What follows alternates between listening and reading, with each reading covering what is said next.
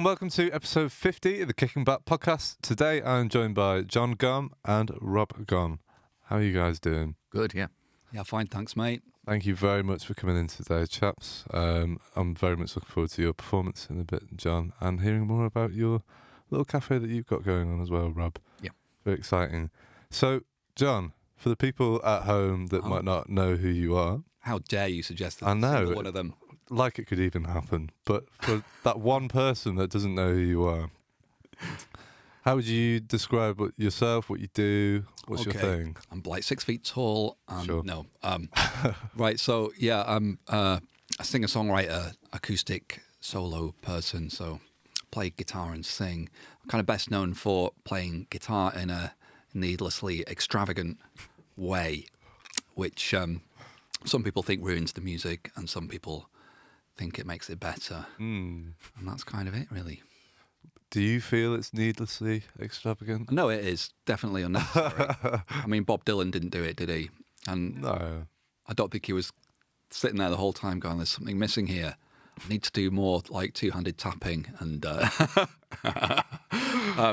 it's definitely unnecessary. Yeah. But for me, it's a really important thing of what I like about music and have done since I was a kid is the technical aspect of playing the instrument. So it's kind of like, you know, whether you're into sport and you want to be able to do some kind of, 1,000 key uppies, or if you're into video games and you have that thing of wanting to, get good at those and complete the game. And it's that kind of thing that I get from guitar and doing difficult stuff. So I deliberately write stuff that I can't play, Right. so that it'll give me a new challenge. Okay. Are you like, I mean, if we're talking about practicing, are you like pretty regimented in that sort of thing? I was until I had a daughter, and now you don't always get time. But Yeah, I do play pretty much every day, or maybe like 6 days a week. But sometimes it'll only be for like half an hour in a day, which is so sad. Because I used to, when I was a kid, I could put in like 8 hours in a day without really thinking much of it. But it's not kind of, oh, wow, that guy must be really disciplined. Because if I was sitting in my room all day playing, 8 hours of, PlayStation, people wouldn't go, wow, he's really diligent and committed. They'd just go, what's wrong with that kid? He needs to get some sunlight. Yeah. And that's, to be honest, more what my parents thought about me when I was a kid. It was like, Yeah. this doesn't seem like that natural, really. So, of course, you two are brothers. Yeah. And your path, you kind of go in a slightly different way than Jon. Yeah, I don't know where my path is going, but at the moment, it's running a vegetarian vegan coffee shop in Blackpool. Okay. Where I'm the chef. Nice. So how did you get into doing the cooking and that sort of thing? Well, I got... so it all goes back to mental health, really. I had a lot of problems with my mental health. I ended up working at the cafe at the Harbour, which is a mental health hospital in Blackpool. Okay. And everyone who worked there had some kind of like service user experience. And I did front of house, and eventually did some kind of work in the kitchen, and thought like at the front of house I kind of got down and it was kind of easy. But the kitchen I found really hard, and that made it more interesting. Right. Okay. So I moved from there to a cafe in Blackpool where the kitchen was a box room, and it was, a hole in the floor, and the extraction didn't work and stuff like that. It was horrible. But that was, it was a busy place, a lot of orders on, and it was a proper test. And I just decided to carry on doing that side of it. So it's literally falling into something. It's not, it's not a defied. We've got no chef's training or anything. Okay. It's just falling into something and finding that I quite enjoy it. Right. Okay. So in terms of like your guys' like upbringing, I always like to like sort of delve into the past. Okay. So because would you say you're both like similar in your sort of the way you are, or quite different? There's a 9-year difference. So that will affect it somewhat. 9 years. We are really similar, given that there's a 9-year difference. It's really weird, yeah. Yeah, but we are different, I think, because we were raised like when I was a kid, our parents were together, and then they split up. So I kind of experienced both parents being together, and then like also the trauma of them splitting up. Yeah. Whereas Rob Was a baby when that happened. So, so it was basically me and my mum and little baby Rob. So I've changed that man's nappies, And Still does. just for fun now, though. Yeah, that's fair. Yeah. But it's so we're quite different in a lot of ways because I don't know. I definitely have. I can be like an only child more vibe because when you've got one sibling, they're so much younger. Yeah. Formative years, you are the only child. So I'm definitely more of a pain in the arse. I don't really know how else to describe it. Maybe, yeah. I mean, I don't know. I have the similar only child experience because John you'd largely moved out by the time you were certainly 18. Yeah. And I guess so, maybe yeah. even 16. Yeah. So, I think I'd already damaged you by that point, no. Maybe, yeah. I think you're a fact. You fucked off. So like John had gone to London, I think, and stuff like that. And I kind of generally thought of him as being away. Right. And so I spent a lot of time on my own at home. really So sad. I also felt a bit like, a kind of only child because there was such an age gap. But that's changed over the years since. And now I can sit in the same room as him, which only just today. Only Yeah. That's our first experience Yes. reunited now. Oh, right. Reunited after 20 years. Imagine. Yeah, but the thing with Rob is like I was like, I don't know. I had a lot of expectation. I've always felt that I was really clever when I was a kid. Right. So there was a lot of like expectation on me to do that. So to be kind of top of the class, and I was just expected to excel, and I really, really, really rejected that. Before I left school actually. So I just started like just not going to school and just smoking weed out in a couple of streets away from the school and stuff, and really and then just decided I don't want to go to. I got offered a place at Oxford, and I decided to do English, and I took a year out. I'm doing quotes if you're listening. I'm doing air quotes. A year out. There is a camera as well, John. There's also a camera. Well, not everybody's gonna. Some people will just be listening to. Yeah, that, it's true. There's the audio people as well. Carry on. Oh my goodness. As you were, Joel. Anyway, so I've like literally forgotten what I was talking about. Fucking hell. You I'm ADHD, so if at any time you want me to Oxford. shut up, It was Turn just down distract Oxford. me and I won't remember. So yeah.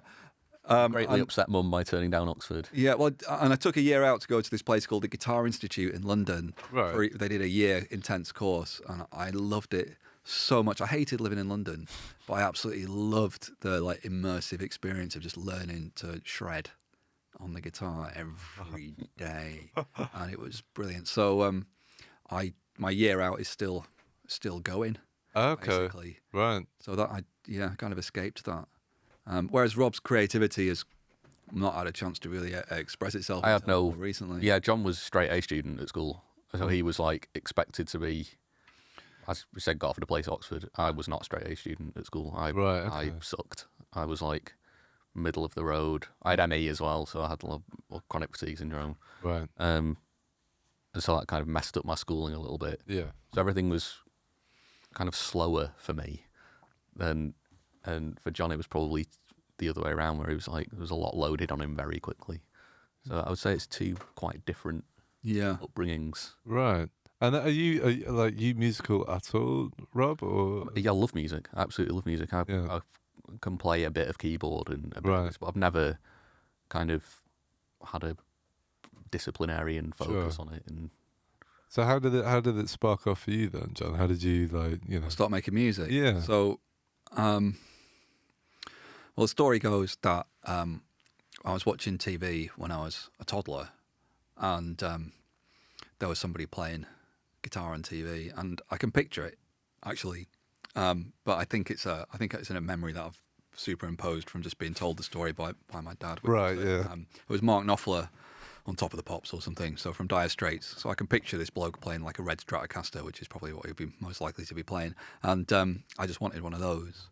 So they got me a ukulele for Christmas when I was only 2. So I'd been like 2.5. Right. Obviously you can't play anything when you're 2.5. But then a couple of years later, I was trying to play it for the millionth time and got really frustrated and frog marched it out to the driveway and smashed it to pieces. So at that point, they decided to get me music lessons. So I started having violin and guitar lessons.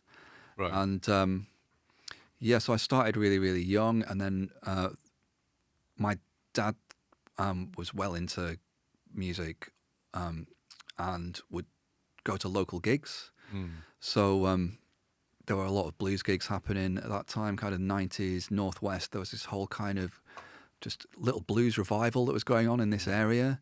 And so I just went to a lot of blues gigs with my dad. And blues is a really amazing music to kind of cut your teeth on live, because it's so emotional, it's so much fun, there's so much musicianship, there's so much emotion, and so much kind of, I don't know, it's just like really, really great music to learn. And also it's kind of easy to play to an okay level. It's very hard to play extremely well, but it's easy. It's an easy place to start.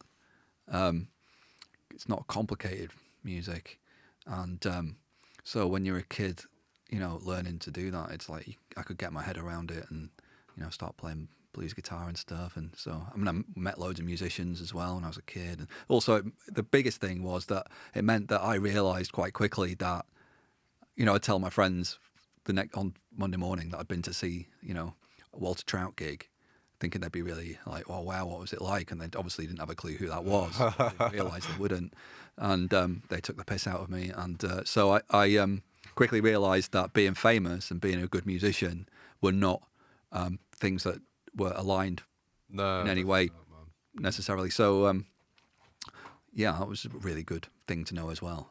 Right. And then you pick up the guitar.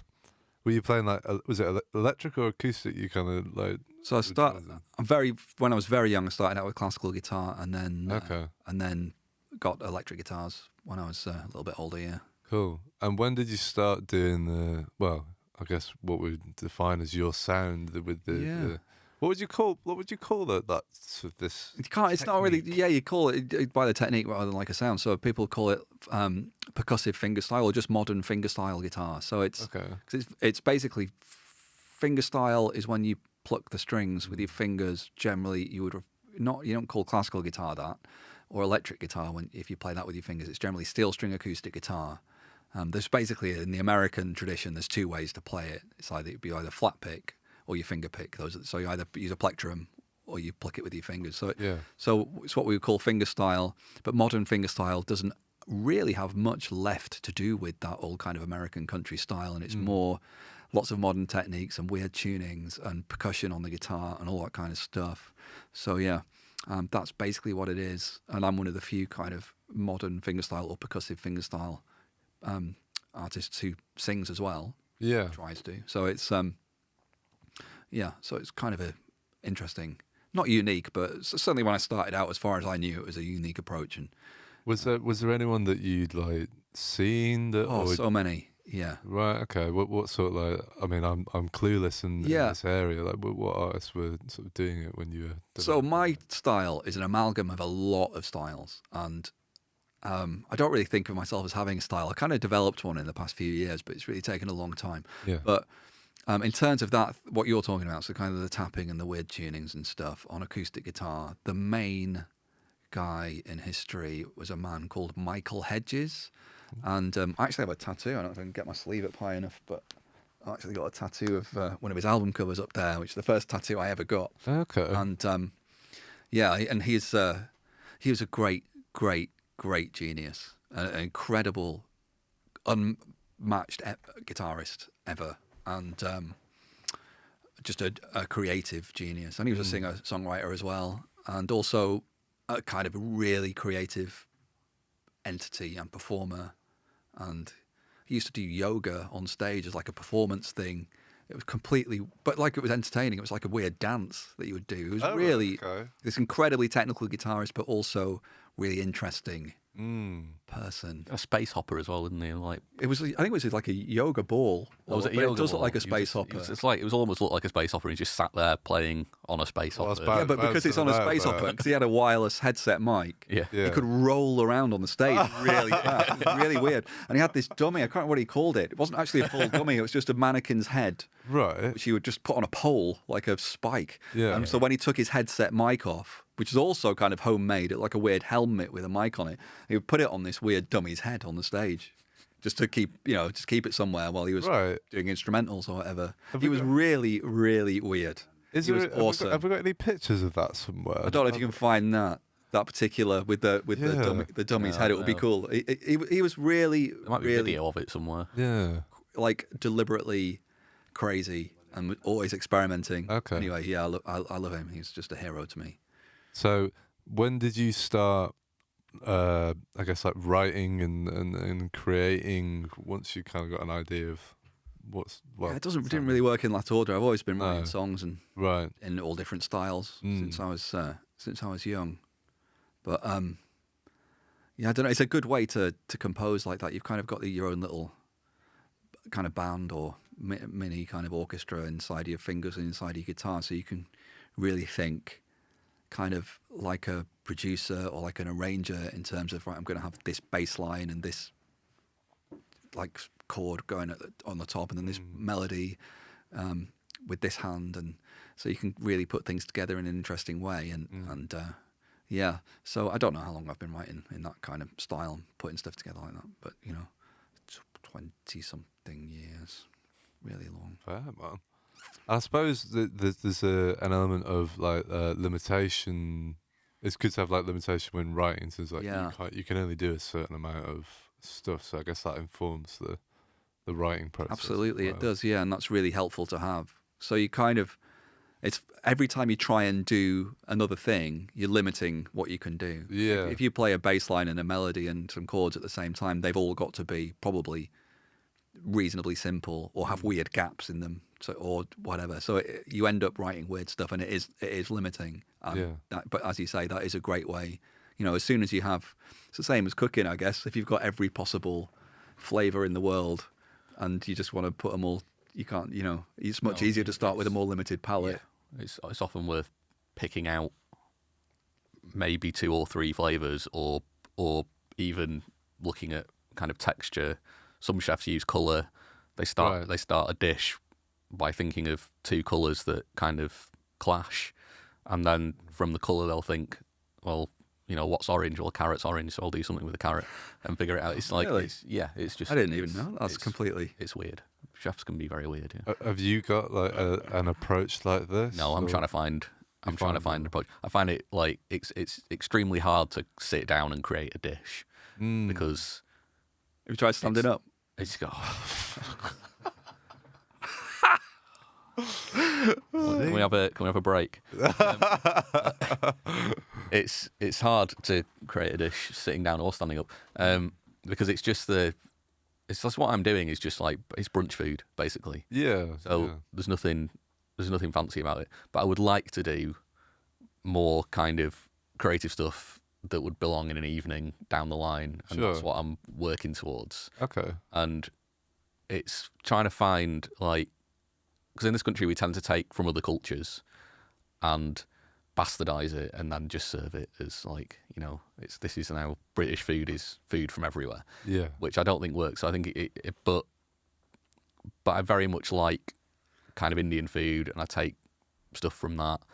I try to keep it kind of authentic, but then if it's going to be refined, you need to do different things with it. So I did a course with someone called Claire Hutchings, who was on MasterChef The Professionals. She was in his second, I think, worked at a Michelin star restaurant, and she did a curry dish on there, but it was super clever. It was really highly refined stuff, like pressure cooked lamb in a vacuum sealed, so it was like melty and it was.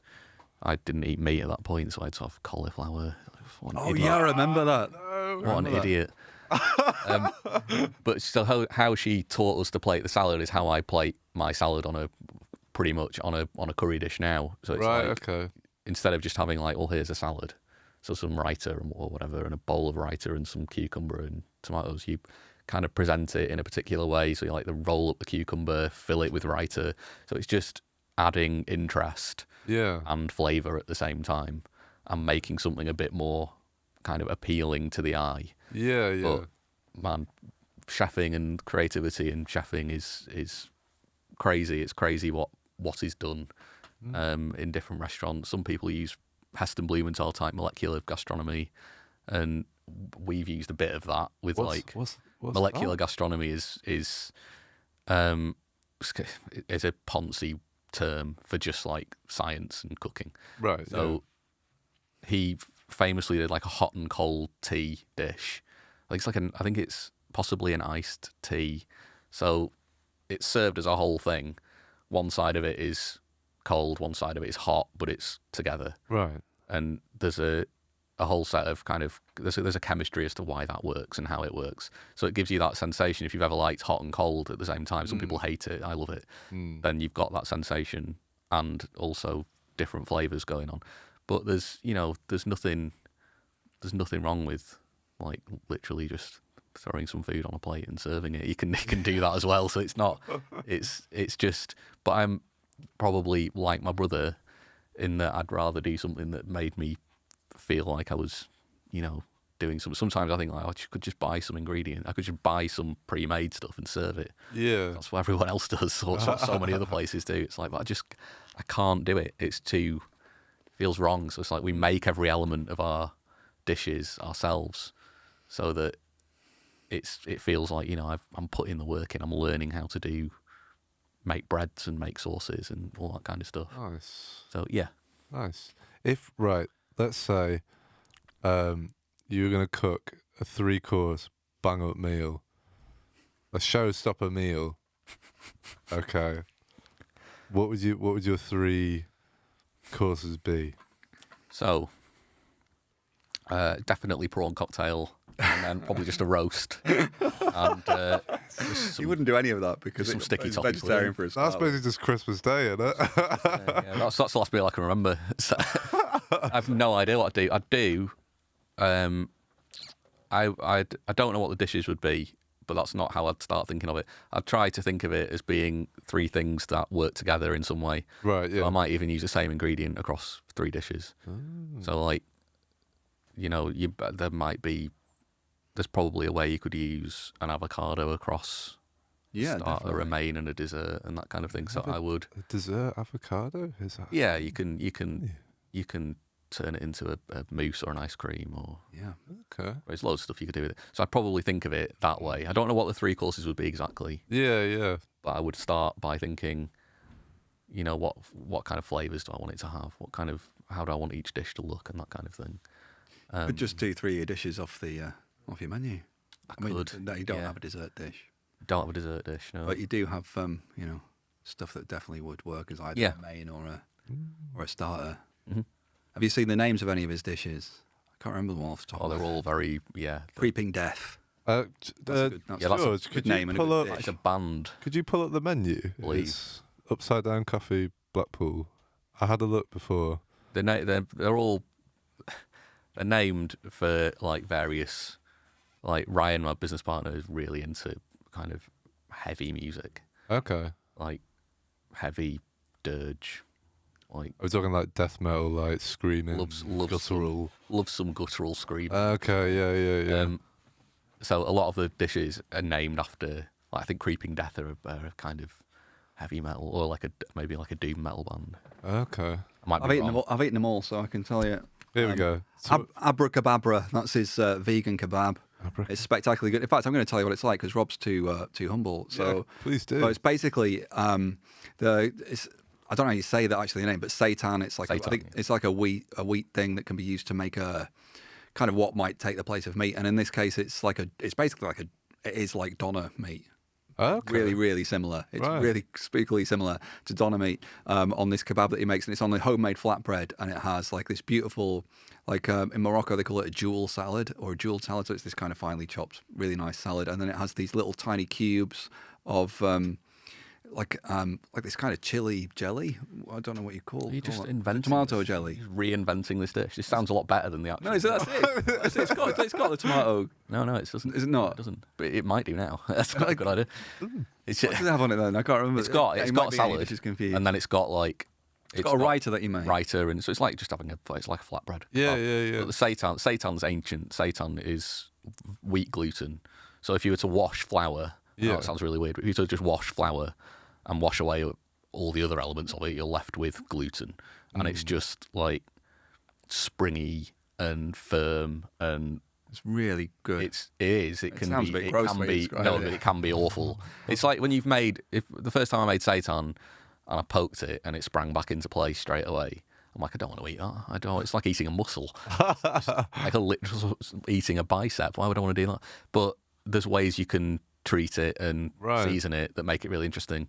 And then you realise, it's like this V-Rev in Manchester that make seitan, and they have like fried chicken, and it's quite big in. You haven't got the fried chicken on your menu anymore, but you. No, we fried, do. Oh, you do. We don't have it on the. We do a chicken version of the kebab, Okay. which is my favourite. Yeah, honestly, the fried chicken's amazing, but it's because you make that kind of crumb that goes on it, which I don't know if it's Yeah. got like nuts in it or almonds or No, something. panko breadcrumbs. It's honestly, it's really amazing. It tastes great. I don't know what's going on, but there's a few things that that Rob makes, which are kind of junk foody. So there's the kebab. Yeah. He's got this kind of fried chicken thing, which comes with barbecue sauce that he makes, which is amazing. It's not like barbecue sauce that you would get from KFC. Yeah. So it's basically like elevated version. So it's kebab. It's not like, it doesn't look like a kebab that you would have at 3:00 in the morning. It looks beautiful on the plate. Okay. It's like it's kind of elevated vegan, and then some of it is junk food as well. And so recently they did actually during lockdown, or during bits of lockdown when you're allowed to be open, they were doing a thing called a McBluffin. Oh no, we still do that. Still doing it? Yeah, Is yeah. that like a fake McDonald's? It's a it's a McMuffin, but it's seitan sausage, a vegan egg. Which he makes. He's as stupid as it sounds. How do you make a vegan egg? This could be a really boring answer. It'd be like, so you asked him this. Just an egg. It's just But it's tell it's vegan. chicken doesn't eat meat, does it? Honestly, you'll get letters. People stop coming up. No, it's not. It's not. It's not just an egg. Vegan. It's weird, but you use it's tofu, and like if you were to speak to a vegan about it, they'd be like, "Oh yeah, it's tofu and whatever." But it's not as it is weird. There's no way around it really. It's tofu blended, set with agar, which is a kind of gelling agent, and kala namak, which is black salt, which is very common in Indian cooking. Don't think they use that in the actual Egg McMuffin, by the way. If you go to McDonald's, I don't think you get that black salt. I I don't imagine so. It smells.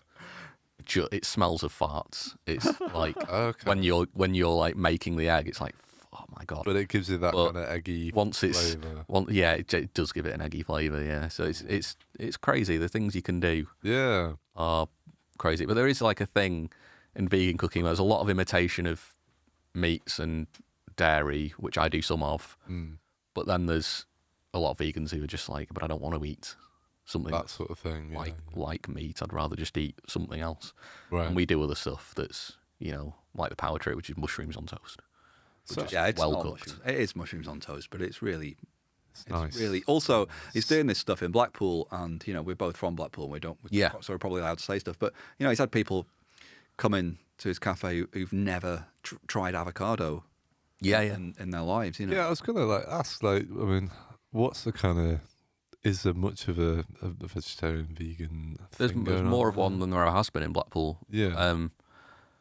There's a fully vegan. We're not fully vegan. We're veggie and vegan. There's a fully vegan cafe called Cozy Jazz in Blackpool. Right. now. Advertise the competition. And Sorry, we'll bleep that out. it's a small town. Everybody needs to help each other in Blackpool. But there's not a huge scene. No. But there's a lot more interest than there would have been even 10 years ago. Yeah. But Blackpool is one of the most deprived towns in the country. We're from a fairly, I would say, privileged background, especially relative to most of Blackpool. We're both privately educated, all that bobbins. It did me no good whatsoever.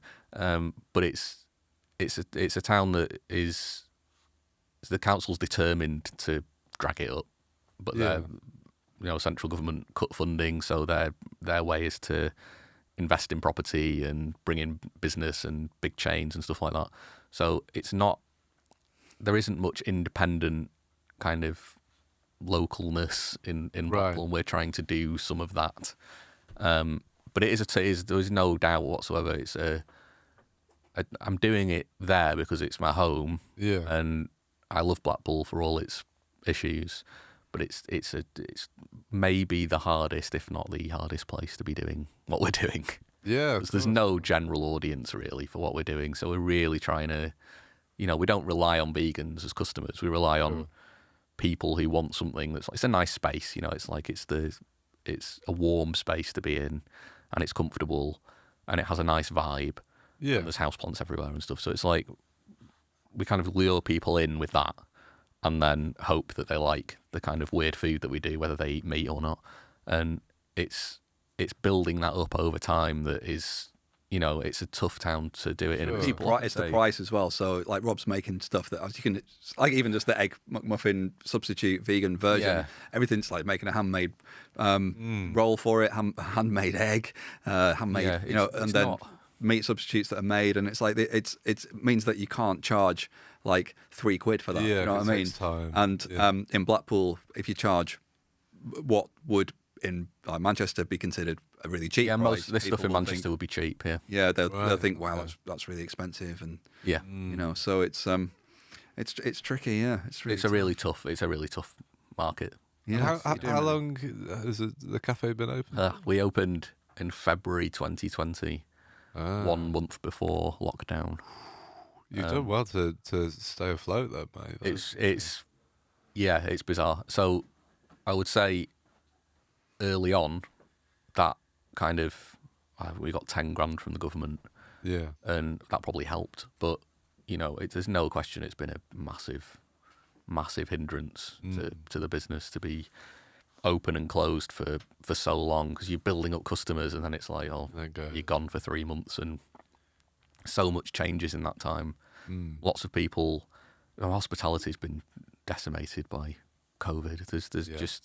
It's very hard to find people who will work in that industry now. So it's like people still want food, they still want to go out to eat, but with Brexit plus COVID, it's been destroyed. So we are still alive, still here. We are still here. We're still breathing, just about. But it would have been, I think it would have been a different story had we had a full kind of period of time. I didn't think I'd be. I mean, what was it? It's nearly 2 years since we opened. It'd be 2 years in February 23rd or something since we opened. Right. And I did not think I'd be sitting here like, still thinking that it's kind of like the first year. It's bizarre. It's like we're trying to say if you get through the first year, you've done all right. It's like, are we actually in the first? I mean, technically, it feels like we are still in the first year. So it's bonkers. Yeah. And very strange. Well, I mean, well done for keep going, man. Definitely. The challenge. We're all very proud. Yeah. In the family, we're all very proud of him. Yeah. Sounds quite patronising, that, doesn't it? I can't help it. It's because it is. Yeah. I was trying to just make it not too serious and saying it a slightly silly. Thanks. We're all very proud of you as well. Oh, this is nice. Yeah. Well, I'd expect you should be. Yeah. Proud or Extremely bored. successful. We're all very bored of you now. Oh, brilliant. Can't wait for you to do some covers of. Did you tell him My about own the? songs I and said to him that you wanted him to do some Elvis covers. Yeah, for the specifically. performance. Yeah, specifically. Love Me Tender, I think you said. Didn't you? Yeah, you got those notes, didn't you? You've got those. John? Yeah. Elvis, is he the one that's a bit like Cliff Richard? Yeah, kind of. Yeah. Yeah, he got his act off Cliff Richard. Did he? Yeah. Plagiarist. Awful, yeah. Oh my God. What? Where is he? I'm gonna fight him. Which one, Elvis or Cliff Yeah. Richard? No, not Cliff Richard. He's Elvis. a national treasure. Just Somebody stealing Cliff's act. It's just around the corner. Yeah, I think from Oldham or something. Yeah, I like think that. so, Yeah. You actually have there was a patient at the Harbour who changed his name to Elvis Presley, and What, they used legally? they used to have to give him his letters, and I had to give him one once. It was like, literally, it is Elvis Presley. It's just Amazing. Yep. Yeah. Speaking of music, John, should we hear some of your wonderful Elvis covers that you're going to do for us? Yeah. Okay. So yeah, I'll go and do Living Doll and Summer Holiday. I'll go and do it. Right. All right. Well, you go and get ready, John, Okay. and we'll have you shortly. So, Rob, Hello. the cafe sounds wonderful. It's a good business you got going on there, man. Where can people find out about it? Whereabouts in Blackpool is it as well? So we're on Edward Street, which is Right. right in the centre, Okay. but we're slightly off centre. So there's a big church in the middle of town, and then there's a row of like eateries, Okay. including Stefani's Pizzeria, which I'm going to name drop because it's my favourite pizza place. It's great. So if you go to Blackpool, just go there and get pizza. It's like So Neapolitan. don't go to style. your cafe. Don't go to that. Don't go to that shithole. Go to Stefani's and get a good pizza. And then if you walk down the road, we are a green frontage on the right hand side. So we're like Excellent. right in the middle of town. Nice. And you can find out about us on Instagram, Facebook, all that stuff, Well, is it social all under media. Upside Down? We're Upside Down Coffee on Instagram. Why is it called Upside Down Coffee, by the way? So Upside Down was we were all into Stranger Things at the point at which we Right. Okay. came up with the name. So there was a dish called the Demogorgon at one point or Yeah. something. Yeah. But then it just kind of dawned that what we were doing was completely on its head for Blackpool. So Upside Down sort of fit in that frame because Yeah, it's just we open. There's people would go up to you and ask what you were doing and be like, well, good luck to you. It's like now and again people would just say why. It's it's very unusual for the town that we're in. Sure. I'm definitely going to come check it out next time I'm in Blackpool. I was in Blackpool a few months ago watching Michael Bolton, which was fucking awesome. Watching Michael Bolton. I'm a big Michael Bolton Oh, fan. really? I won't go into it too much because people that watch this podcast have probably heard me talk about Oh, it. right, okay. But yeah, Tell me after. Yeah, I'll tell you after, man. I'll give you about half an hour lecture about how great Michael Bolton is. But yeah, I'll definitely come check it out, man. It sounds Cool. delightful. You'll be welcome. Thank you, mate. Thank you. Right, we're going over to some music over here with our guest today, Jon Gomm. I hope you enjoy the performance, and we'll be back chatting some more shit afterwards. So we'll see you in a second. My name is Jon Gomm, and this is a song called Cocoon.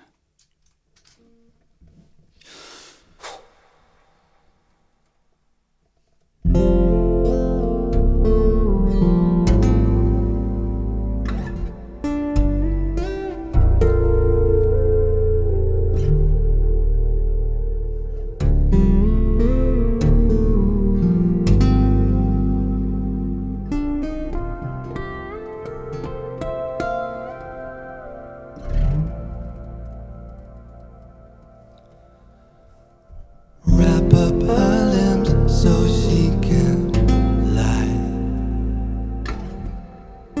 spinning silk around her. Watch her inhaling firefly, illuminate her from inside.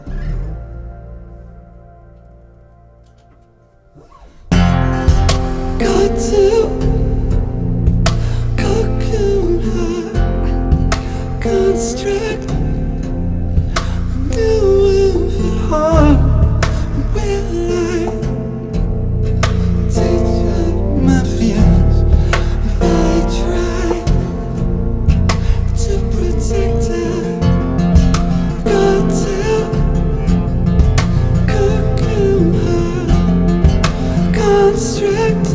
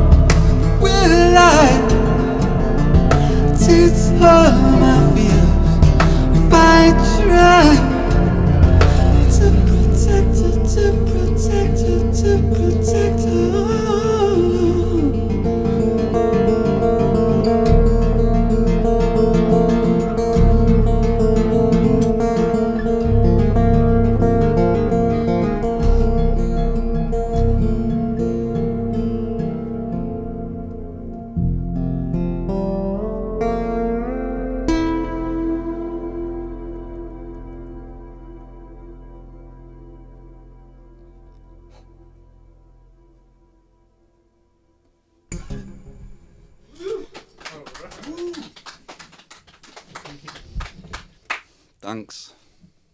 I really wish this was the smallest audience I've ever had, but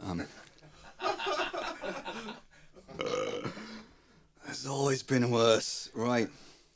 So that was that. It's really out of tune at the start. Hope I got away with it though. I kind of sneakily fixed it. And it went reasonably well, so I decided to keep going. It's just the winter time. Acoustic guitars, you know. Okay, so I have to retune every string, pretty much, for the next song that I've decided to play. I'm going to edit this out, but in the off chance that we don't, I'm going to say stuff as I tune. So I'll tell you what the song's about. So that last song that I played, Cocoon, was about becoming a dad and being terrified of harming my child, you know, just damaging it either physically, you know, I don't mean on purpose, but, you know, when you've got a kid, suddenly you've got a little baby to not break, not drop, or, you know, it's really scary. So yeah, and the next song is called Deep Sea Fishes, and this next song is a love song about fish, which sounds a bit strange,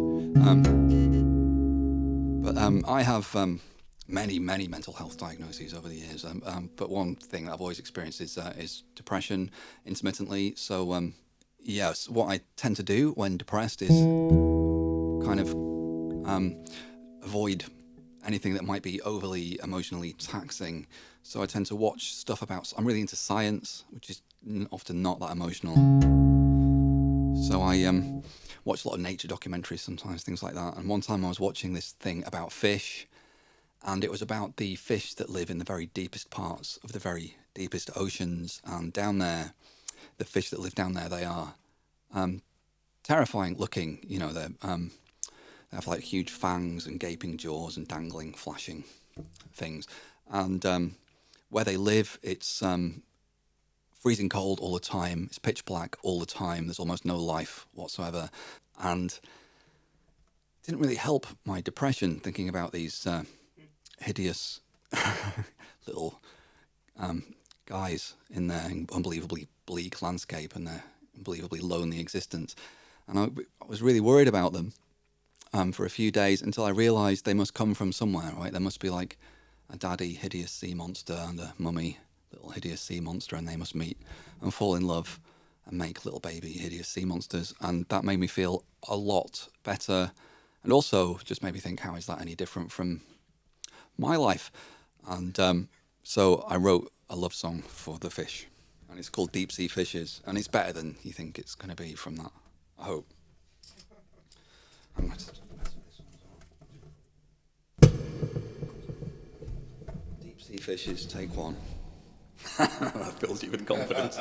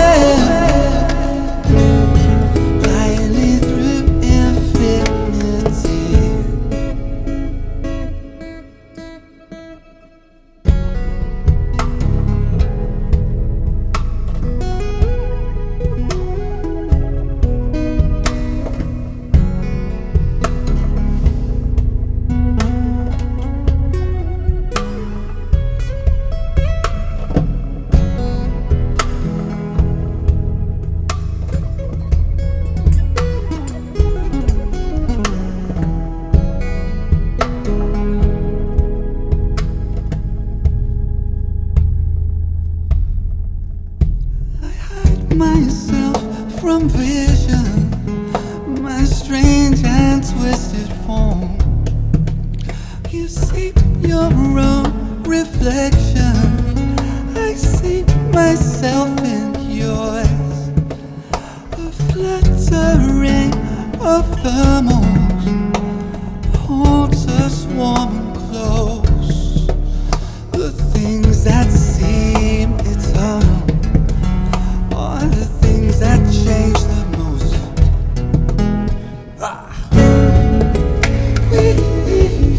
Your deep sea faces, beautiful to me, body.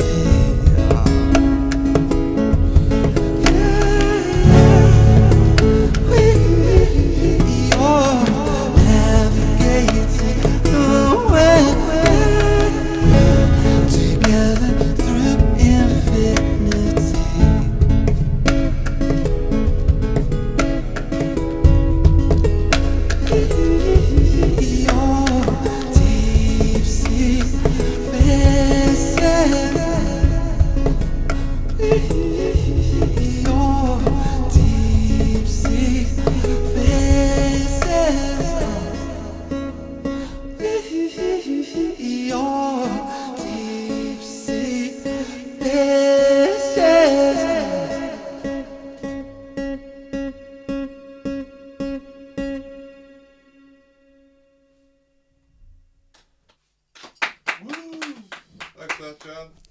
So where can people find your stuff online? So I have a website which is called jongomm.com, because it's just inevitable that it would be. Or you can find me on your social media of choice. If you do that, everything's just /Jon Gomm, JONGOMM,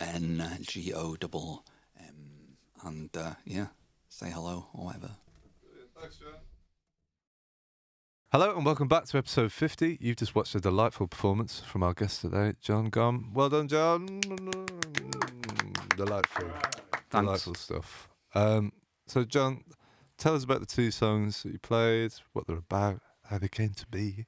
Okay, so the first song that I played is called Cocoon, and it's about becoming a parent and being really terrified of that, and just being really anxious and experiencing like crazy anxiety at various times about, you just fear breaking your own child basically, and like you've got to just keep it alive. That's your fundamental, most important job as a parent.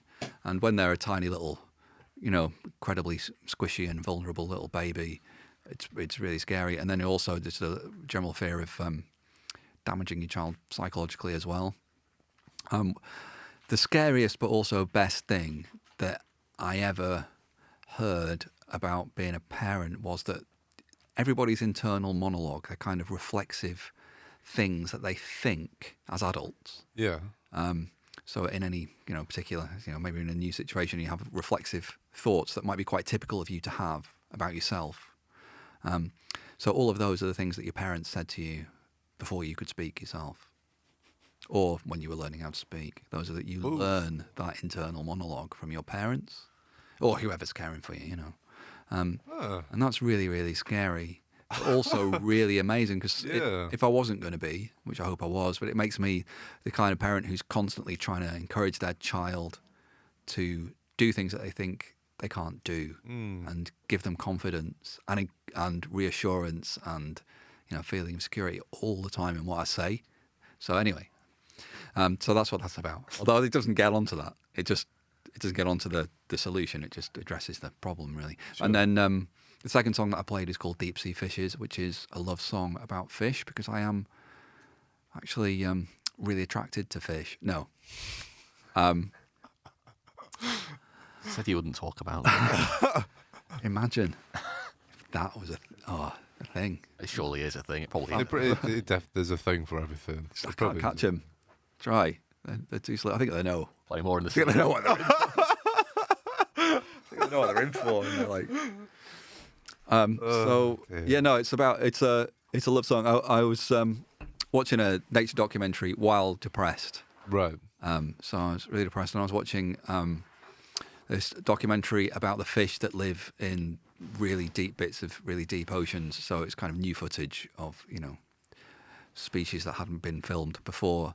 And so I was quite excited to watch it. And anyway, it turns out that all the creatures that live down there, the fish, they're really hideous and scary and monstrous. And, Oh, yeah. And have like terrifying gaping jaws and bulging eyes and dangling, flashing lures and huge like teeth. And anyway, and where they live, it's I think the most kind of inhospitable environment. It's pitch black all the time. It's freezing cold all the time. It's deathly silent all the time, and it didn't really help my depression to watch these kind of hideous monsters living these lonely existences in the most bleak place. So I just came up with this idea that they must, to procreate, there must be like a daddy fish and a mummy fish. Yeah. And they meet and fall in love and make little baby fish. And so that's kind of the idea of the song. So it's about how that just because you might feel incredibly isolated or alone, or like a relationship is incredibly unlikely in your life, it doesn't mean that it necessarily is. In fact, it can mean that when you do meet somebody who is, happy to put up with you for whatever miraculous reason, that actually, so me and my wife, it's like we've been together 20 years and we'll never split up even. I don't know, we just can't really. It's odd. We're best friends and completely, I don't know. It's like that's how I feel. Yeah. Is that I'm very, very lucky to have that and constantly shocked that I have that in my life, despite being a hideous creature who lives in a bleak, infinite darkness. So yeah. Nice.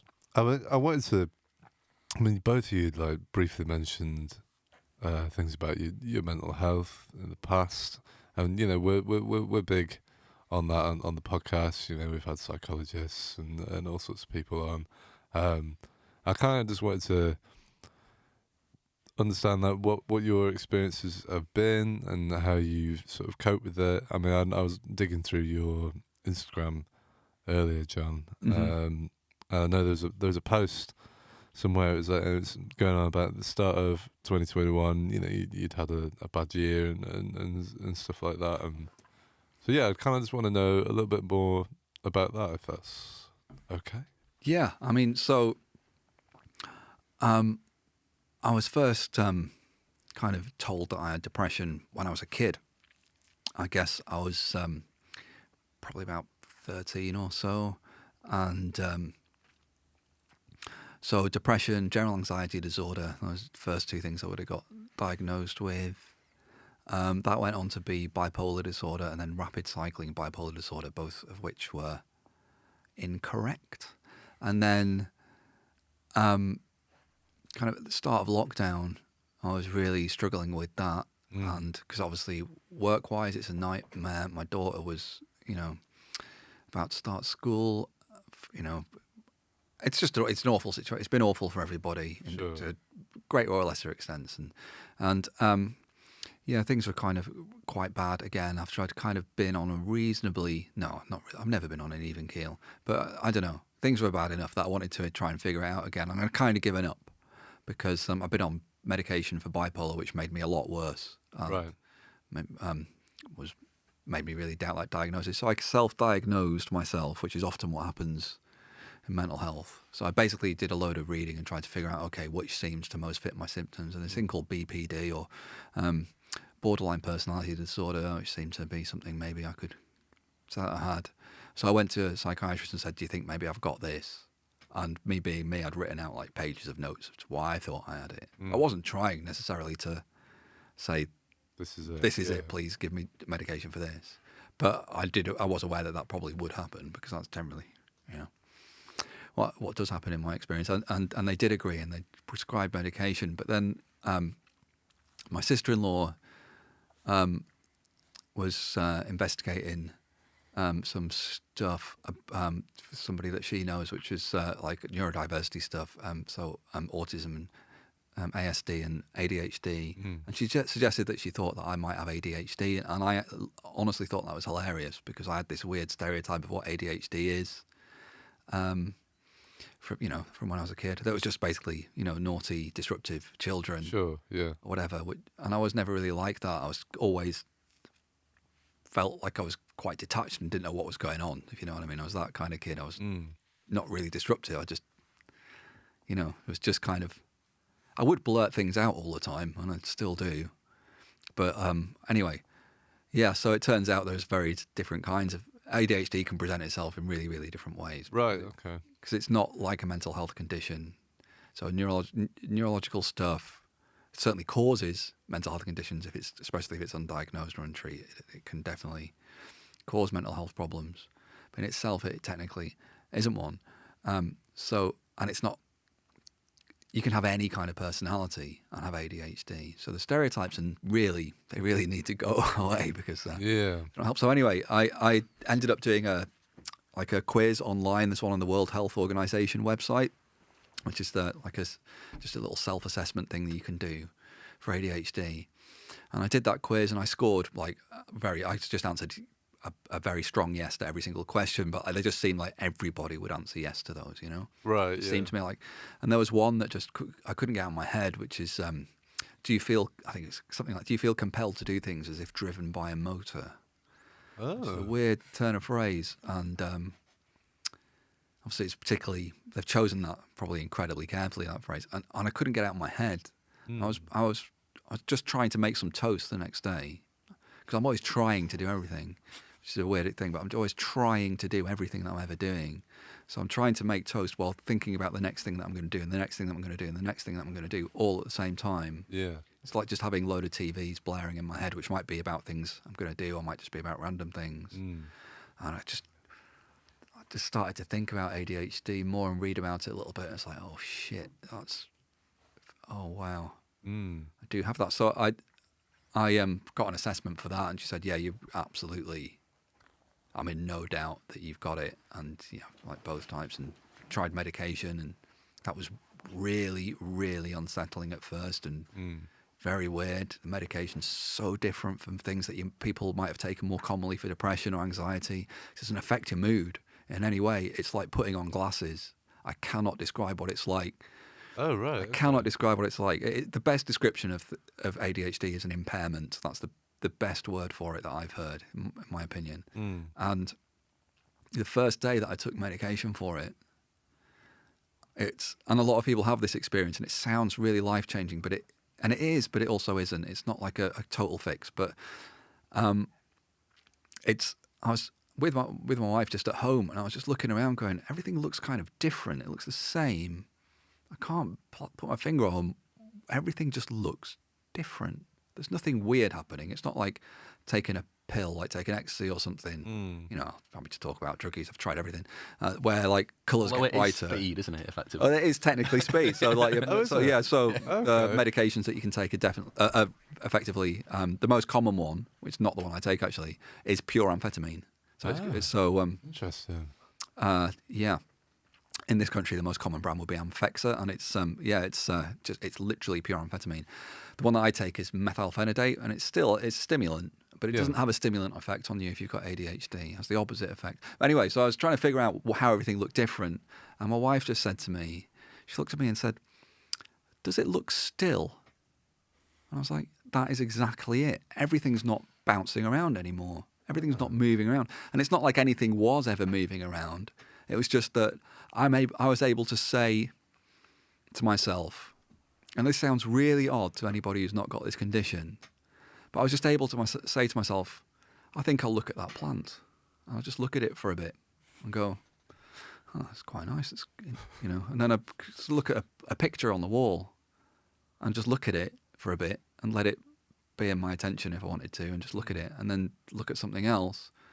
And just in the same way that normal people would expect to be able to do that if they're not distressed or whatever, or particularly anxious or something at that moment, they can just choose where to focus their attention for a few seconds. And that blew my mind. Honestly, it's hard to describe like the difference. So yeah. So having been diagnosed with that and being medicated, a lot of things in my life have got a lot easier, and I've also learned a lot about. I also probably have Asperger's. I haven't been diagnosed with that. It's something I might investigate a diagnosis for, but there's not necessarily a huge point. There's no medication for it and stuff. But I'm certainly learning a lot from learning about Asperger's and ADHD, and figuring out my own boundaries, which is a word that I didn't really understand the meaning of until like a year ago, which I know sounds weird as well, but probably not to my brother, who's probably known that I don't have any boundaries all of his life. I'm learning what they are now. Yeah, that's good, man.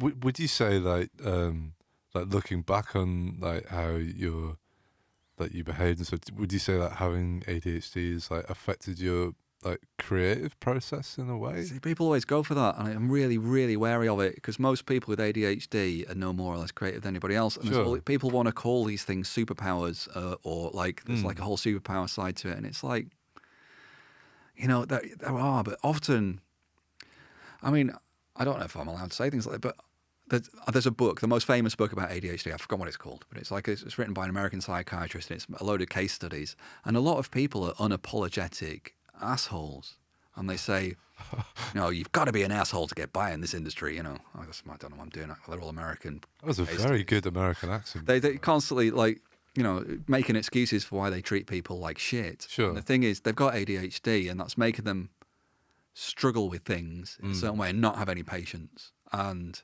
struggle with social interactions in certain ways, and also taking rejection incredibly badly. There's a really, maybe not that well known effect for many people with ADHD is a thing called rejection sensitive dysphoria, but it just means that somebody says something that makes you think they don't like you, you'd be really, really upset. Right. Okay. And it can make people into real assholes, you know. So you can say it's a superpower, but it's not. Just because you've got a superpower doesn't mean that it's a superpower for anybody else in your life. Yeah, sure. It doesn't mean that you're easy to live with. You might be a fucking nightmare, which I certainly was and still am to some extent. But you know, I'm hard work, man. So see, I don't like these ideas of. These things being... I guess I'm not saying like it gave you an extra ability or anything, but it's just in terms of like how you would perceive something. I'm just wondering if like it would get you to like look at something in a different It's ironic, way. given that it's about attention, and that you probably struggle to focus at various points. That there is a hyper focus element, isn't there? Where if there's like something like talking about playing guitar for 8 hours a day, requires like a hyper focus. So there is the other end of ADHD where you are capable of just like intense periods of focus. Sure. Which seems like the whole opposite of what that condition is. Yeah, it's supposed to interesting, be. isn't The it? thing is, I fight it as well. So like, I love gimmicks. Right. So every time I've seen somebody play guitar, for example, in a new way that I hadn't seen before, which could be like the first time I saw somebody play slide guitar, which is obviously old-fashioned, but it's not. But the first time I saw it, it was like, you know, it blew my mind, and it's like, I have to learn how to do that, and I'll get bored of that really quickly, and I have to learn how to do the next technique and the next technique. Right, yeah. And anytime something's novel that grabs my attention, I get really excited about it. But also, I fight against that because I really like, you know, beauty and purity and simplicity. So it's, I don't know. A lot of musicians who have ADHD make dreadful music, in my opinion. Not all of them. I don't want to name any. It's a bold statement, John. But I don't want to say all. But I'm probably one of them. And I think it's to the detriment of some of my music that I have that. But also, I wouldn't be a musician if I didn't have it. But that's not necessarily a good or bad thing. I might have a different life that I might be doing, you know, a podcast about you name why one, did you cure cancer? You know, like it could be actually worth something. Do you know what I mean? Name one musician that's got ADHD who makes terrible music. will.i.am. Has he got ADHD? Yeah. Oh. He says it defines his musical output. Right, okay. Because it's like this kind of constant, like little bits and lots of stuff, and it's like throws the kitchen sink into everything, and so everything but what's that expression? It's like Everything it's just but the kitchen sink. yeah. It's the cooking thing. It's like Yeah. you know, I'd once described his music in kind of chef terms. It's like if you gave a 5-year-old access to the spice rack and just said, "Go nuts." Here's some just something standard to eat. Some mashed potatoes. Here's the spice rack. It's like, everything's in there, and that's kind of what his music sounds like. And I don't want to. I shouldn't say it's terrible though. That's why you got nowhere on The Voice, isn't it? Is he a judge on The Voice? Oh, I'm so pleased that I chose somebody to be insulting about, because I don't mean any disrespect. And like, how can I say that now?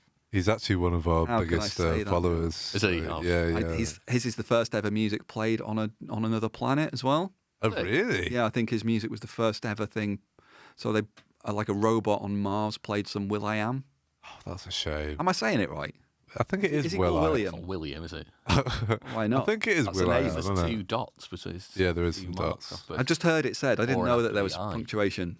I'm well into the it's punctuation. Will I. Anyway, I don't know very much of his music, to be honest. I I've just heard tiny bits and I have disliked them. But I wouldn't have said, if I'd known I was going to name somebody, I would have said music that I don't like rather than music that is objectively terrible. Because thankfully, thank God, there's no such thing in music as something being objectively bad. It's true. Thank So God. you got away with it. Is that true? Yeah. Is that, I mean, for myself, my own music. there's no objectively bad music. No, what would that mean? Just something that has like a measure of There's no goodness measure. or badness. So there must be like a commonality to music that makes it sound appealing to someone. And so if someone does something that is like the wrong end of that appealing, so there must be like, so music must have like I don't know, like the chords or the melodies or something that No, sound. man. I don't agree with that. You can surely have a badly written song. It's it's like because No? Yeah, I mean, you can. I give masterclasses on guitar, and it's lots of guitarists there who take the technique really seriously. And I do say to all of them, talking about technique, but I would much rather hear somebody pound on their guitar like and out of tune and just scream about something that matters, means something, and that would be more exciting and interesting and moving and whatever experience than watch somebody play something perfectly that's technically amazing but leaves me completely cold. And I've always been very, very, very aware of that. So there's no such thing as objectively bad. Really want Art there to be or now. music. Really, How can there be? don't know. I think Think of a really the way I would think about it is like you could put on like one of Miles Davis's like later albums, which is fucking weird, man. Like let's say like, Tutu. it's just Yeah. like the most debaucherous shit you've ever heard. And like when I listen to it, I'm like, ooh, no, this doesn't do it. But there are people in the world that will listen to it and be like, yeah, man, I'm digging this vibe. So and I'd say on the other scale, if we said Will.i.am, so I'm not a fan of it, but someone. It's someone true, out but there that's more likes about it. whether you like it or not. But I'm pretty sure I could say there's probably objectively badly cooked food. So there's like, I think that's different because food Yeah. can like make you ill. You And know it's what I mean? quantifiable, I suppose, as well, food. Whereas music, you can't. is there no quantifiable element to music? I mean, in terms of like harmony I'm just and asking, stuff. just asking but- questions. I've got no. John Cage wrote a piece of music that's just some silence. Is this Yeah. Perfect, you loved can't- it. 10 out of People 10. request it a lot on my gigs, actually. Yeah. Yeah. It is an interesting question, though. Studied philosophy. It's kind of it's in your bullshit nature. question that comes into my. Yeah. No, it wasn't in my nature. Philosophy was brutal for making you kind of.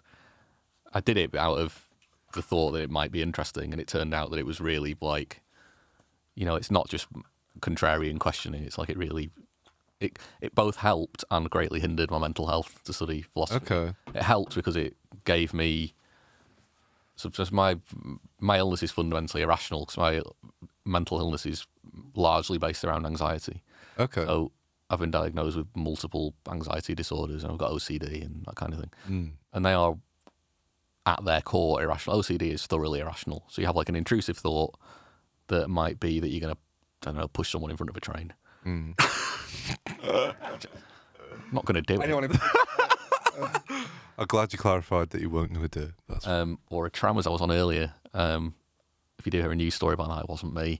But you have that, you might have a flashing image of you doing that that's like alien to your personality. So it's like, that's not something you would do. Most people who have intrusive thoughts are like, that's, I don't know what that was, or that was dumb, or get on with their lives. People with OCD are like, there's a compulsive reaction to it. Right. So it's like you have that thought, and then you can't get it out of your head as to why you've had that thought.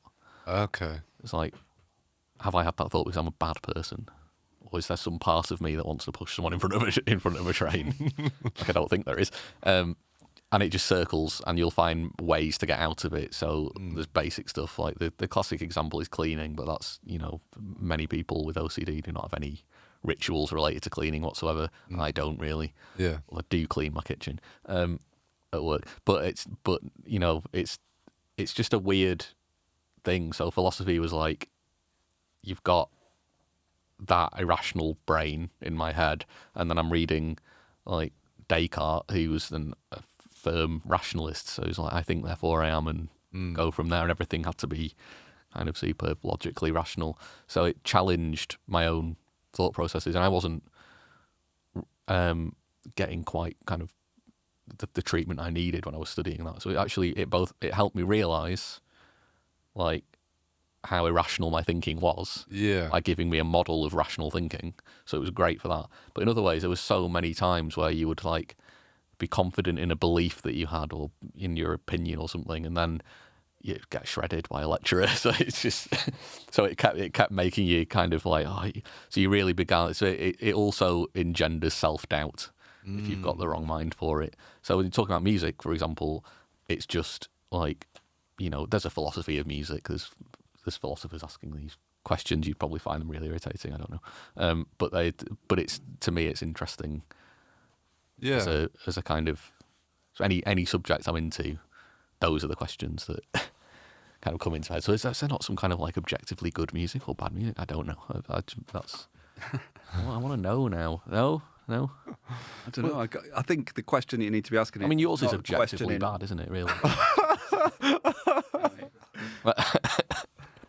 Yeah, but look how hard it is. Look how hard it is. It's really hard to do. It's really hard to do. Therefore, Yeah. it's objectively good, because you can see it's objectively taken a lot of effort.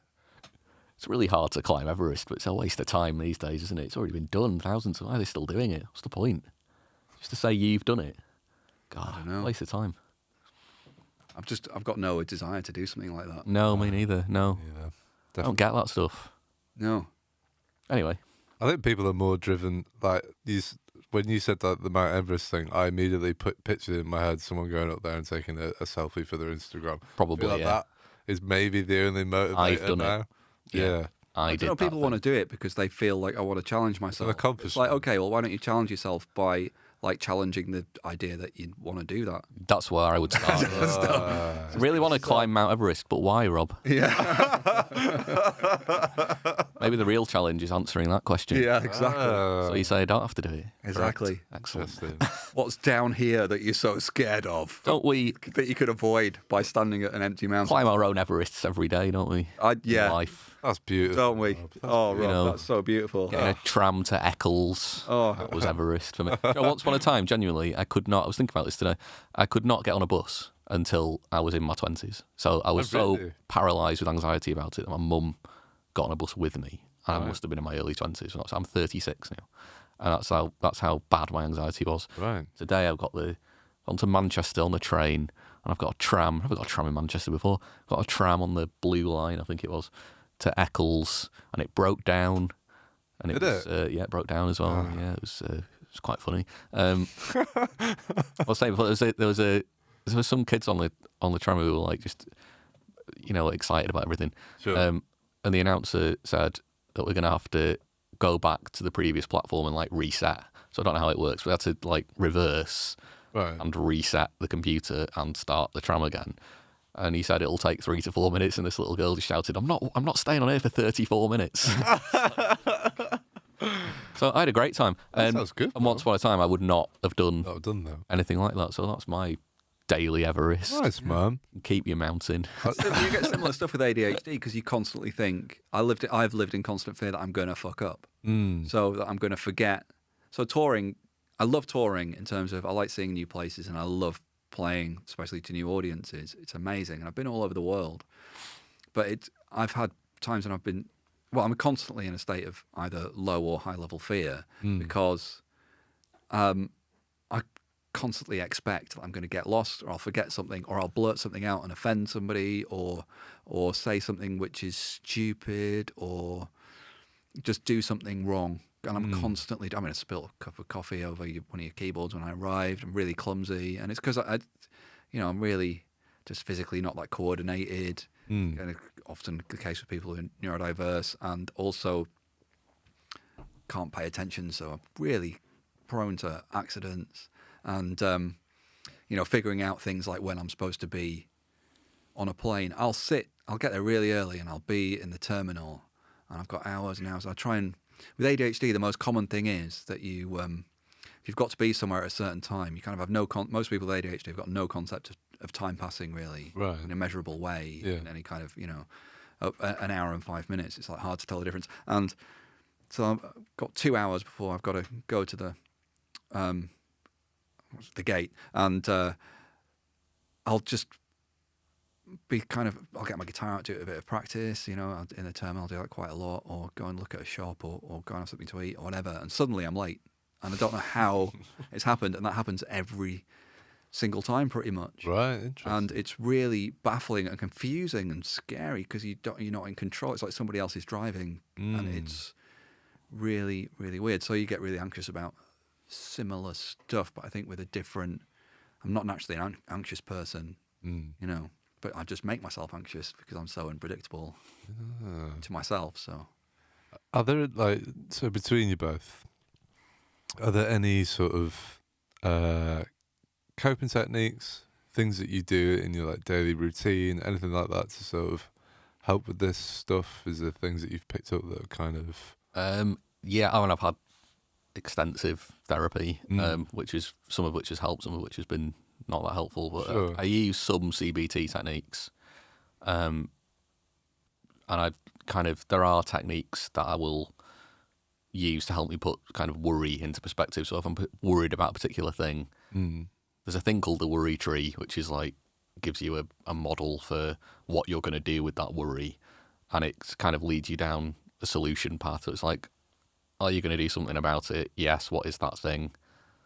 And you say what the thing is, and then it's like, when are you going to do it? And then it's like, well, you've put down when you're going to do it, so move on from it. It's like, are you going to do anything about it? No. Well, then just move the fuck on. But it's not that easy, but it helps when you've got it starkly in front of you. Sometimes it helps deal with something that is bothering you that might just be kind of pointless. Like starting the shop was so stressful. I was an irritable, kind of anxiety-ridden mess for quite a while, and I had to alter my behaviour because I realised that irritability is part of anxiety. It's part of anxiety disorders is to feel kind of heightened, but I couldn't control it, so I would snap at people, and you have to kind of use techniques to avoid doing that. But generally, it helps to be aware of how your behaviour affects other people. Right. Whether you're at fault is neither here nor there. It's like an illness, it's neither here nor there. To me, it's like, how is this affecting other people? Well, I don't want it to, so I'm going to change it. So that's my kind of pattern for also take medication. Yeah. A little haphazardly. Don't do that at home. Not a good idea. Also, never stop sertraline. God, I can't believe you did that. Cold turkey. It's a really bad idea. What's sertraline? It's an SRI, so it's serotonin selective reuptake inhibitor. So it kind of... It's an antidepressant. Antidepressant. Okay, we use it for anxiety. It's used for... I was prescribed it for anxiety, but I stopped taking it at uni because I was sick of feeling like I had to take it to feel kind of all right. Yeah. But you kind of don't feel all right when you take antidepressants for a long time. You just sort of don't feel that much, which is not a nice feeling. Yeah, of course.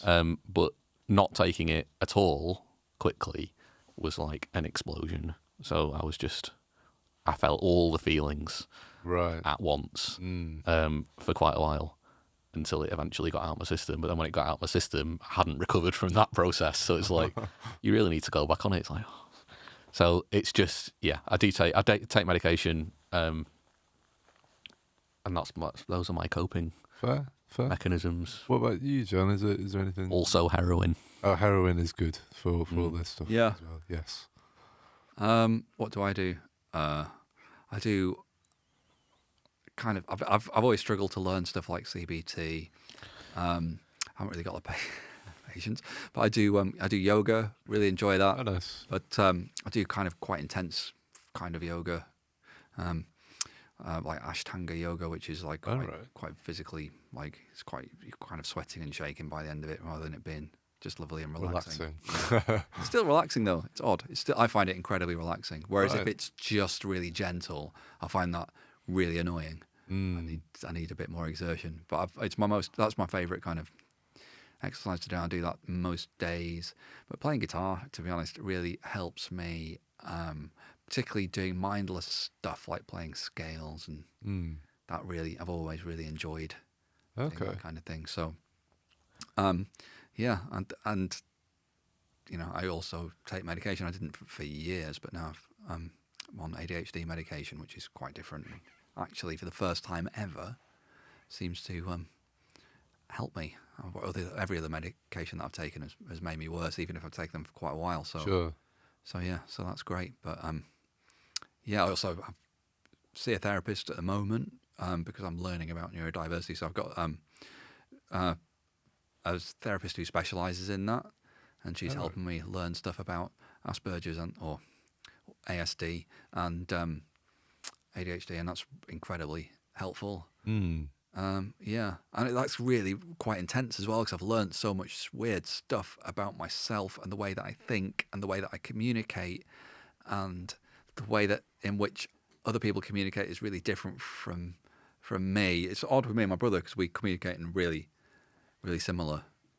You also sound quite similar. I feel like this podcast might be very confusing. It's quite hard to tell who's talking. Who's saying what? Can you alter my voice? Like, yeah, we'll drop it like an octave or We something. grew up in you know, they used to alter like Jerry Adams' voice, so it sounded like he was on helium. Can you do that with my voice? I think they didn't do that. They just had a voiceover guy, didn't they? On the day-to-day they did it so that he was. So it had helium. altered by, Jerry Adams, famously of Sinn Féin, in case people don't know that. Famous terrorist. Was he a terrorist? He was. I think you can call him a terrorist. You think he was a terrorist? I think he was a terrorist. And he was in the IRA. Legally, I don't want to commit to that. Yeah, we don't want to commit to the fact that he was definitely a terrorist. Okay, right, yeah, sure. He was high up in the IRA, like leader of the IRA as well. I don't know. High up in the IRA. Click, get Google up. And then he was also, I don't know if you remember Noel Edmonds' TV show from the 80s. There was a Mr. Blobby. He had this pink inflatable. Yeah. That was Jerry Adams inside Mr. Blobby. Yeah. Of course, most famously. Really? Yeah. Yeah. Yeah, he was in Know there. that. Right. Yeah. It's like the Trojan horse story. Instead of it being a massive wooden horse, it was just a pink He was overblown. Mr. Blood Yeah. was terrifying. I met him. I met Noel Edmonds and Mr. Books. My dad used to edit Lancaster and Morecambe newspaper group. Yeah. And Noel Edmonds opened a theme park in Morecambe Blobbyland. called Funland. Funland. I think it was, yeah. Fun. Blobbyland. Wasn't it called, by the way, it was called Blobbyland. It wasn't called Blobbyland. That's just a stupid name. But I met Noel Edmonds, and I was only maybe like 10, 11. Yeah. And I met him, shook his hand, and I was just like, he's so short. It's like, I was 10, I was like, he's so short. And the vivid image I've got of him is the same as he looks now. It's really creepy. And I met Mr. Blobby / Jerry Adams. So, yeah, it was... was it Jerry Adams in Mr. Blobby at that time? It's never been Jerry Adams. No, just... Oh, okay. I just beat you. So, yeah. Anyway, Noel Edmonds is an man. interesting character. I feel like we should do the whole podcast about Noel Edmonds. Yeah, we got Christmas presents for each other, as is the custom this time of year. And my brother got me a sweatshirt that is of a Noel Edmonds TV show. Yeah, from the early 90s. Oh, nice. Very vintage. Yeah, the show was cancelled after someone died. Yeah, I didn't realise doing that when I bought the doing one of his sweatshirt. things. What's the TV show called? Late breakfast show. Late breakfast show. That's Someone it. died on a Someone died breakfast doing a show. stunt. They used to do these stunts on the show. It was incredibly badly conceived. They used to do these Really stunts. awful, yeah. The one where somebody died, I think it's when they had somebody driving kind of a regular looking like car, Yeah. and then they'd set up a ramp with like loads of other cars You in think this is between. it, yeah. To like jump And this over. guy jumped over all these cars, and it crashed and went out of control. But then but then he kind of was all right. So they did it again. And I think that's when he might have. I'm not totally sure of the story, but yeah. But I didn't realise that when I bought the sweatshirt. So he was like, Well, and I got my brother a Noel Edmonds T-shirt that just said Noel on it, like for Christmas. We haven't nice. spoken about Noel Edmonds It was just in a many years. It was coincidence. a complete coincidence. Yeah. Wow, that's kind of beautiful. Kind of story that makes you believe in God or something, isn't it? Yeah, or just believe in Noel. We don't need Believe in God. Noel, We've yeah. got Don't need Noel. God. We Yeah. don't need God. But you see, Noel now would be like, 'cause he got sort of. I think his career was stalled after that show Sure. for a while, for which he'd now be like, well, it's just political correctness gone mad, isn't it? Yeah, I think that will probably be his vibe. Someone died on the show. It's like, it wasn't my fault. Because then he did that. He did Noel's HQ, which if you've not seen any of Noel's HQ on Sky, it's probably funnier to get Charlie Brooker talking about Noel's HQ on YouTube at some point, because he would do bits on Screen Wipe about it. It was unbelievable. He would go on the most kind of. He was ahead of his time, really. He was on the most magnificent kind of Brexity rants Right. before that was as much of a thing. All the kind of Daily Mail stuff, and but they were amazing. Keith Chegwin was sat on the sofa, just like clapping along to all this stuff, and the kind of surrealness of it was Noel Edmonds HQ. Noel's HQ. It Noel's was HQ. I'm gonna have a look. best thing is when he goes completely insane at Wealdon District Council. Oh yeah, man. Because there's a soldier who wants to like build an extension onto his house or something, and they denied him planning permission. And Noel's incensed with rage that this man has fought for this country. He's fought for his country, and he's not allowed to build a not allowed to- conservatory. I build a conservatory. build a Tory on your back of your house. Yeah. It's hard to get planning permission to build. They've rejected my 10-story Tory. What's going on? It was amazing, and his rant was amazing, and it got better and better because he got like he would get that public support, Yeah. and he got like a letter from Gordon Brown like supporting his Amazing. campaign or whatever. And he goes insane at the press officer of Wealdon District Council, who says we don't go on TV shows like yours. And he then started going, I do this for no fee. I don't take any money. And Keith Chegwin's in the background just like Orson Welles clapping to it. It's just a thing of beauty. I'm gonna have to see. this. Unfortunately, it's just now real life. So it's It's like the internet now. it's just the whole of the internet, yeah. It's Donald Trump and everything. It's just, Yeah. I don't know where Noel is now. He should be lapping it up. He's probably doing his cosmic voodoo that he does. Cosmic voodoo. Yeah, he's into really. You've got a book, haven't you? There's a book you in your bought head. it for me. I didn't buy it. Who did then? I don't know. So I don't think I bought it. Somebody bought it for me. Noel's. I do can't have remember what it's called. Who What's it bought me that called? book then? I do have a book that is Noel Edmonds kind of It's like cosmic healing or but something. it's a self-help book. Right. The idea is to do with a lot. I think it's a lot to do. I haven't really read it, but I've scanned a bit of it to do with like affirmations and stuff. I thought you bought it for me. Maybe I did. I don't know. I don't remember. Amazing. Anyway, somebody bought me a book about Noel Edmonds. I don't believe you can have Alan Partridge without Noel Edmonds existing, No. or Richard Madeley, really, either. Those two men. I'll look at that. Cosmic ways to change your life. Positively happy. That's the one. Yeah. It's all about positive thinking, no matter how bad things are for you, and how people make their own misfortune by having negative thoughts, which is You do it to yourself. You do. yeah.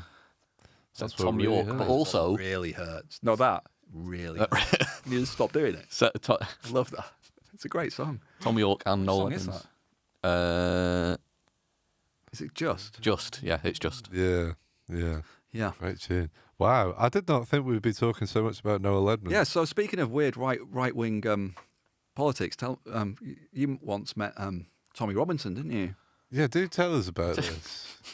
I did once. It sounds like we've previously sort of hinted at it, and we haven't at all, have we? But I have. Built up to it, but accidentally. Yeah, that's true. Yeah, we've got there eventually. He came to Blackpool Right. Okay. to do one of his things that he does, and he was running for Horrible things. MEP Right. in the Northwest, and he went down the prom, just unfettered, with a crowd of his hangers on, and was just drumming up support. And there was a counter protest. The counter protest was nowhere near him. To the point where it was a bit silly. It's like, the police separate protests or whatever, but it was like, the counter protest was a mile away from where he was, and it just felt a bit stupid. So me and my girlfriend went to the prom where he was, and ended up walking with his group, talking to some of them. By and large, okay. But I had a sign on me. There's an Always Sunny in Philadelphia episode where they make this thing called Fight Milk, which is crow-based protein shake or something. Yeah. So I had a Fight Milk t-shirt on because Tommy Robinson famously got milkshaked by a young lad. And we got kind of pulled in to his circle it's like, well, because someone came over and was like, oh, well, would you talk to him, man? If you just hear what he has to say, talk to him. I was like, yeah. So we were pulled into his circle. My girlfriend is of Indian Mauritian heritage, so she's like stood there like the only brown face. Sure. Blackpool is not a diverse place anyway. No. But this particular moment in Blackpool was the extreme end of lack of diversity because you're surrounded by Tommy Robinson supporters. And he just I asked him about the fact that he'd been done for fraud as part of this kind of mortgage scam. Right. I said, why would someone vote for you given that you've been convicted of fraud? And he just kind of laughed and said, well, that's how bad it is, isn't it? The honesty. Well, incredible. It's like that someone would vote for me. That's how bad it is, isn't it, man? Thankfully, they didn't really. And then they didn't vote for him. No. But Yeah. there was some wasn't he asking somebody asking you they're trying to challenge you why do you think he's racist? I don't think you'd actually said he was racist, but somebody. No, I hadn't. But it was just he said that. They're trying to get a viral clip. They're trying to get a viral. They were looking. Where somebody accuses of filming being it. racist Cameras everywhere. Yeah, they were looking to get it never appeared, so it was obviously completely unsuccessful. Yeah. On their behalf, but they were asking about that, and I was like, well, he said that all Somalians have low IQs. He said that's demonstrably. In fact, he said I think he said that the average Somalian IQ, if they were kind of measured against, I don't know what, they'd be functionally retarded. Yeah, they'd be technically. Yeah, so he said something like that. Yeah, That's nice, provably it's really fascist as well. It's not just racist, it's really properly kind of fascist. Provably wrong. Yeah. Yes. And he just said, I never said that. I was like, there's a video of you saying it. Yeah. Well, get it out on your phone. I was like, mate, I'm not about to pull out my phone amongst a crowd of your supporters. That seems like a fairly stupid thing to do. But there's literally a clip of him saying it. But that's the same thing as is to either deny saying it or then to just roundabout kind of say that it's just true. Yeah. And as many have cottoned on to, you can just say things and them be not true and it not matter. Yeah, seems to be the way it's going, doesn't it? It's quite a strange, perverse thing. But it was weird for my partner because, we posted about it on Facebook or whatever, and people commented and said, oh, well done, Rob, and everything. And she's like, it's a bit white saviour-y, this, isn't it? And I was like, yeah, it's a bit. I wasn't stood Is that why you're going out with her, Rob? What? Liberal guilt. Yeah. Liberal guilt, yeah. Obligation. Jesus, no, man. So my best friend, Sean, was in the military, went to Afghanistan. He's very left-wing Scouser who hated his time in the military and met some of the worst people I think he's ever met in his life. He's from a really difficult background. It was a way for him to kind of try to do something with his life, whatever. And he had a mate called, I think it was Smithy, who sounded insane, whose dad was like a local BNP leader in the area in which he lived in, and Smithy hated his dad. And so he got his way of getting back at him was to sleep with a black girl in his dad's bed, and that was that's like his revenge against his father. That's kind of people he's going, fucking hell, yeah, kind of reverse liberal guilt. I don't even know how to describe that. What would you? I don't know. You it's just brutal. Yeah. I hope they're now happily married or whatever. Hopefully. Maybe it all works out. He said, I'm going to tell this story anyway because it's apropos of nothing, but it's just funny. Also horrific. It was when they were in the an armoured personnel carrier that flipped, and they were trying to get it to kind of unflip, and there's a risk of like it filling up with water as where it flips and stuff like that. So there's a little bit of like, you know, this is potentially a bit life or death. And Smithy just said, "Don't worry, lads, I've got you covered." And he had his hand on his pistol, so he was like, sorry. So he's like, he was ready to. This was the kind of stuff we experienced. Oh right. Man, honestly, when you hear like, I mean, definitely help your military veterans. Yeah. Because that's the kind of shit they've experienced. Don't help them out of some kind of weird, like, American patriotism thing. It's just, you know, it's a horrific, horrific life. And that's why I didn't join the military, which is what you asked, isn't it, at the start? That was exactly what I'd asked you. Yeah. So thank you for answering. No, you're all right. Yeah. Well, Navy's all right though. we've done sound, that. Yeah. Does that not count as military? Good bunch of lads. Yeah. I meant the army specifically. Sorry, I meant the army. Yeah. Okay. Yeah. It's not war if it's on water. Not the same, is it? Not proper war. It's not real war, is it? No trenches. What about in space? Well, I mean, Spaceship. That's a whole new. I mean, there's no water in space at that point. That's okay, so it's fine. Yeah. So it's Yeah, fine. I'm glad we got that cleared Yeah, up. we clarified that. So that's Yeah. Excellent. that. I can't believe what have we been talking about? I don't know, we're quite weird people. Yeah, no, it's good stuff, chaps. It's great stuff. I think we'll wrap it up there. Otherwise, Was this a huge mistake? Anyway, go to Rob's cafe and listen to my music. Please come to my cafe. Yeah. So, Rob, You'll be regaled with stories of the military that I wasn't in. tell the people once more, Rob. The name of your cafe, where they can find it, all that stuff. We're Upside Down in Blackpool on Edward Street. Open Wednesday to Sunday. It's very, very good. Go and check it out. And It's John, above average. it's above average. John, where can people find your cafe of music? So just on the internet, if people put my name is quite Google wacky, so Yeah, just put Jon Gomm into your preferred search engine. nice. You're not going to go wrong, really. There's nobody else that I know of. There's another Gomm. There's an Ian. Oh, Gomm sure. There's loads of musicians, other isn't Jon there? Gomms There's as well. I don't want to belittle their efforts. You'll on come what up. they're doing. You'll come Their up. contributions to history are poor. You know? I think comparison. Jon Gomm's in general that it were quite poor. Yeah. Yeah. I can't think of a famous Gomm actually. There is a Gomm Street in London that's named after I think a I don't know. Knowing our luck, he was probably a slave trader. I don't know. I've got no idea. Anyway, I think there was like a military. There was a famous Gomm who was like I can't remember his exact title, but he was in charge of Mauritius, and he was British, obviously. So, and my girlfriend's family are from Mauritius. So Right. it's like it's the nice colonial link. So if you ever go there, you'll have to change your name and get They might, I don't know, yeah. tax in the street. Ian Gomm I have heard of him. He is a musician. Ian Gomm got in touch with me. Did he? Yeah, it's years ago now, really long time ago. But he heard some of my music online and he got in touch. Just because he happened to have the same surname, and it's really, really weird surname. It's a very So we strange surname. Honestly, Right. just check if we were related or anything. We couldn't figure out that we were. Right. It's just a coincidence. Yeah, Massive it's coincidence. a really unusual name. Yeah. But he was in a band called Sky and Okay. other stuff, and he had just had hits in his own right as in the 70s, which is Nice. prime era. Yeah, much more successful than me, really. Nonsense, John. Nonsense. Didn't have an Ibanez signature guitar though. No.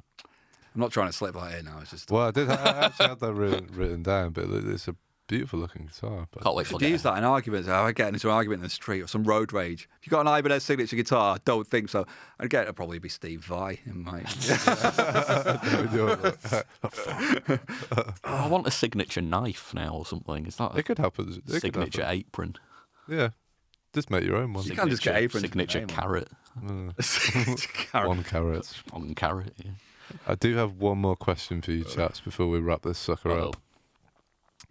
If you could sum this podcast up in 3 words, what would it be? Really fucking weird. No, that was so quick.